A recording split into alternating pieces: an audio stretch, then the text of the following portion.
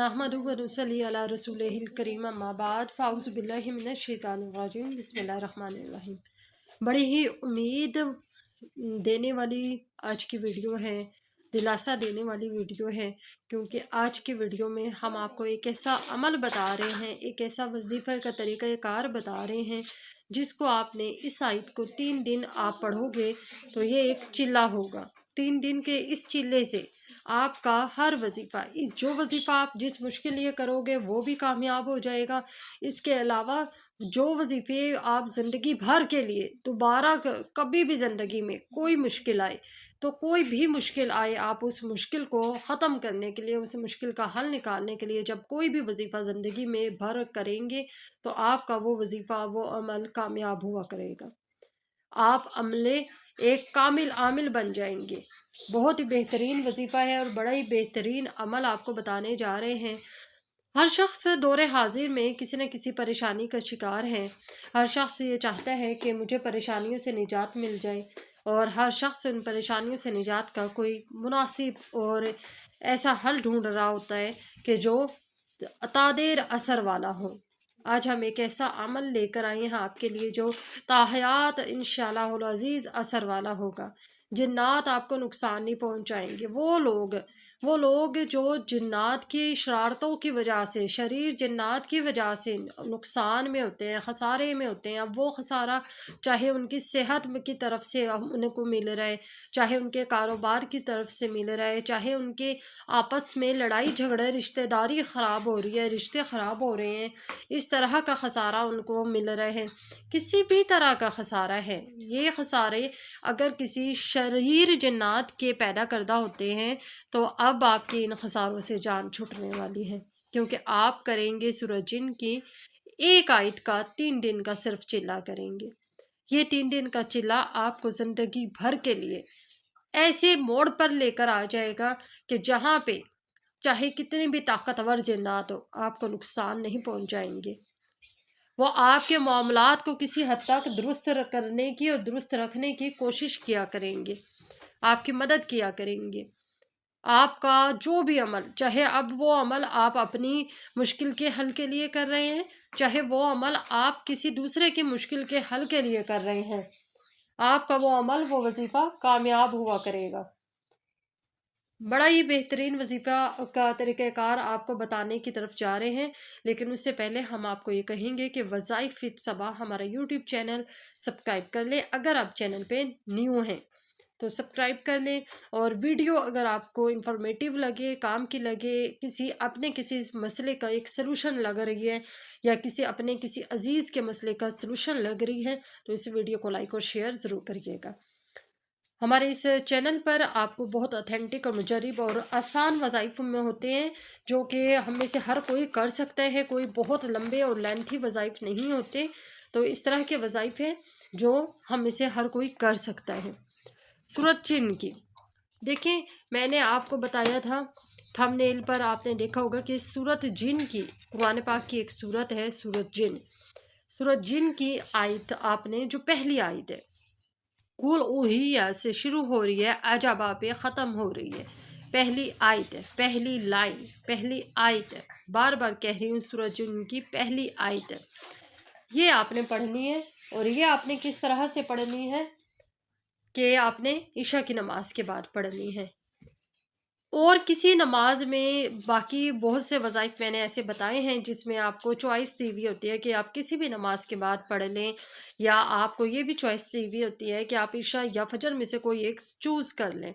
लेकिन ये जो चिल्ला है ये आपने इशा के बाद ही करना है। इशा की नमाज अदा की, उसके बाद आप बैठ गए हैं सूरज जिन की पहली आयत पढ़ने के लिए। इस आयत को आपने 1100 बार पढ़ना है। आगे चल के मज़ीद बताएंगे कि ये अमल आपने किस दिन जाके शुरू करना है। पहले आपसे ये अमल का तरीक़ेकार बता दूँ, तो इस आयत को आपने, पहली आयत को 1100 बार पढ़ना है, और फिर दूसरे दिन भी आपने इसी तरह करना है कि सूरज जिन की इशा की नमाज अदा की, सूरज जिन की पहली आयत को 1100 बार पढ़ा। तीसरे दिन भी देखिए, 3 दिन का चिल्ला है, तीसरे दिन भी आपने इसी तरह करना है कि सूरज जिन की पहली आयत इशा की नमाज अदा की, سورہ جن کی پہلی آیت کو 1100 بار پڑھا، ٹوٹل یہ آپ کا 3300 بار ہو گیا ہے۔ 1100 بار، 1100 بار اور 1100 بار، 3 دن میں یہ 3300 بار ہو جائے گا۔ ٹوٹل کہہ رہی ہوں، اکیلے ایک دن میں آپ نے 1100 بار پڑھنا ہے۔ اچھا جی، یہ عمل آپ نے کس طرح شروع کرنا ہے؟ ایک تو اس عمل کی کچھ شرائط ہیں۔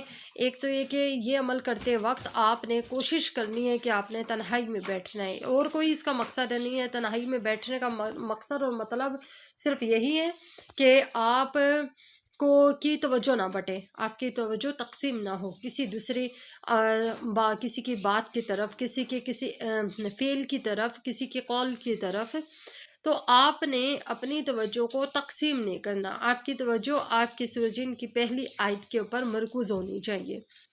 یہ پہلی شرط ہے۔ دوسری شرط کیا ہے کہ آپ نے ہفتے کے 3 دن، جمعرات، جمعہ، ہفتہ، آپ نے یہ 3 دن، یہ عمل جمعرات سے شروع کرنا ہے، ٹھیک ہے؟ جمعرات سے جب آپ شروع کریں گے تو یہ جمعہ دوسرا دن ہو گیا اور ہفتہ تیسرا دن ہو گیا، ٹوٹل 3 دن کا چلہ ہے۔ تو یہ عمل آپ جمعرات سے شروع کریں گے، ہفتے پہ ختم کریں گے۔ جمعرات سے ہی شروع کرنا ہے، میں بار بار آپ کو بتا رہی ہوں۔ اچھا جی، پھر آپ نے کیا کرنا ہے؟ اس کی ایک اور شرط آپ کو بتا دوں کہ جس وقت آپ کا یہ 3 دن کا چلہ مکمل ہو جائے گا، چلے کے دوران آپ نے مختلف طرح کی کچھ غیبت، کچھ ایسے گناہ کبیرہ جو عموماً لوگ ان کو اتنا لائٹلی لے رہے ہوتے ہیں، اتنا ہلکا لے رہے ہوتے ہیں کہ زندگیوں میں شامل کیے ہوئے ہوتے ہیں ان گناہ کبیرہ کو۔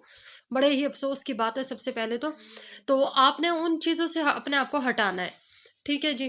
دیکھیں، اس چیز کا فائدہ اس عمل کا آپ کو زندگی بھر کے لیے ہوگا، تا حیات اس عمل کا فائدہ ہونے جا رہا ہے۔ اس لیے 3 دن کے لیے آپ نے پوری کی پوری شرائط کو پورا کرنا ہے جو ان کی اس چلے کی شرائط ہیں۔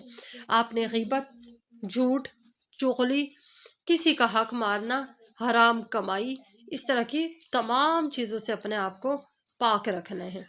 اس کے علاوہ آپ کے جس جگہ بیٹھ کے چلا کریں گے، آپ کے وہ جگہ پاک صاف ہو، ظاہری بات ہے پاک صاف ہوگی کیونکہ وہاں پہ آپ عشاء کی نماز ادا کر رہے ہوں گے۔